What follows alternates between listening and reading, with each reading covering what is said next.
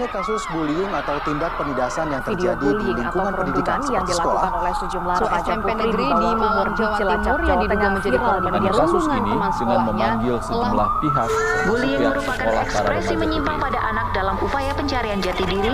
Peran pendidikan di keluarga dan Aksi sekolah sangat bullying atau diperlukan sebagai perundungan. penyeimbang. Waktu kamu nonton film kartun Doraemon, kamu mungkin sering lihat perilaku Giant dan Suneo kepada Nobita. Mereka kerap kali mengejek, memukul. Dalam kehidupan nyata, perilaku seperti itu dikenal dengan sebutan perundungan. Atau bahasa kerennya, bullying. Bullying atau perundungan biasanya dilakukan oleh seseorang atau kelompok orang yang lebih kuat kepada mereka yang lebih lemah. Kuat di sini bisa dari fisik, status sosial, atau jabatan. Ada faktor lain yang membuat seseorang melakukan bullying. Misalnya, si pelaku bullying juga merupakan korban kekerasan keluarganya. Atau si pelaku bullying lebih diakui oleh circle pertemanannya ketika dia ngebully orang lain. Kalau dilihat dari bentuknya, bullying ini bisa bermacam-macam loh. Di antaranya, ada physical bullying, kayak memukul, verbal bullying, kayak mengejek, dan social bullying seperti menyebarkan gosip. Yang paling baru dan paling banyak terjadi saat ini adalah cyberbullying atau perilaku bullying di internet dan media sosial. Perundungan yang satu ini nggak memandang yang lebih kuat, karena pelaku bullying bisa bersembunyi di akun palsunya.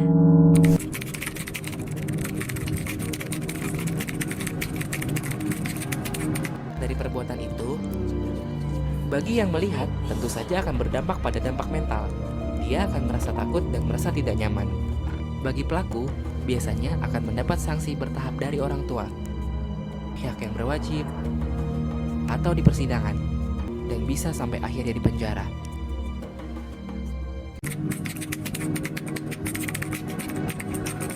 Sering absen dan bolos sekolah, mudah emosi atau labil, sering terlihat ada luka dan memar, atau yang lebih parah, hidupku sungguh tidak berguna.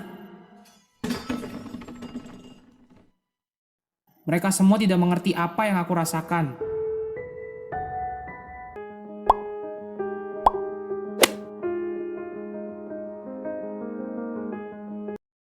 Pertama, sosialisasi pemahaman perundungan di lingkungan sekolah. Hal penting yang menjadi dasar dalam pencegahan perundungan adalah pemahaman terkait perundungan itu sendiri. Pemahaman terkait perundungan dapat dimulai dari hal-hal kecil seperti amanat pembina saat upacara, edukasi perundungan oleh guru di dalam kelas, ataupun membuat poster-poster terkait perundungan yang dipajang di lingkungan sekolah. Kedua, sensitif terhadap situasi dan kebutuhan korban. Seluruh komponen warga sekolah juga harus dilatih untuk memiliki rasa simpati dan juga empati kepada warga sekolah lainnya. Salah satunya adalah dengan memperhatikan ciri-ciri seseorang yang mengalami perundungan dan menawarkan bantuan yang sesuai. Ketiga, membuat kebijakan terkait aksi perundungan. Karena maraknya perundungan yang berakhir damai dan kurangnya mempertimbangkan efek psikologis korban, maka satuan pendidikan harus bisa membuat kebijakan, aturan, dan juga sanksi yang tegas terkait aksi perundungan yang ada di lingkungan sekolah. Keempat, memastikan jalur komunikasi yang terbuka untuk pelaporan kasus. Ketika ada perundungan terjadi, sekolah seringkali terlambat mengetahui. Jalur komunikasi pelaporan yang aman dan sensitif adalah salah satu cara agar kasus perundungan bisa lebih terungkap. Kelima, mengadakan kegiatan anti perundungan. Pendidikan bisa memulai program sekolah yang menyebarkan pesan dan perilaku kebaikan untuk membangun norma yang menentang perundungan. Program-program tersebut dapat dimasukkan ke dalam kegiatan intrakurikuler maupun kokurikuler. Contoh kegiatan anti perundungan yang dapat dilakukan seperti pentas seni, penandatanganan deklarasi anti perundungan oleh seluruh warga sekolah, ataupun ide-ide kreatif lainnya.